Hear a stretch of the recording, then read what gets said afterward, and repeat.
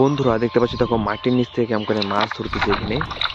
তো ওরে ভাই সাহেব দেখো কত বড় সড়ো মাছটা মাটির নিচে। মাছটা কি মারা গেছে আদৌ নাকি জ্যান্ত আছে?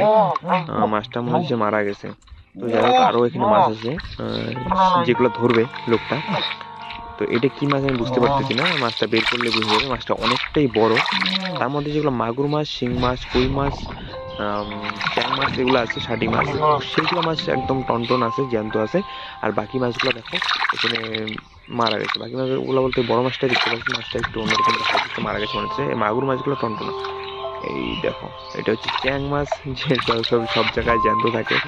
একদম কম জলের মধ্যে শুকনো মধ্যে থাকতে পারে, একটু জলের প্রয়োজন আছে, শরীরটা শুকায় না হলে শক্ত হয়ে যাবে। আর বন্ধুরা তোমরা অবশ্যই লাইক করো আর চ্যানেলটাকে সাবস্ক্রাইব করো। দেখা হবে পরের ভিডিওতে, দেখতে থাকো কেমন করে মাছ ধরা হয়। বাহ, সুন্দর।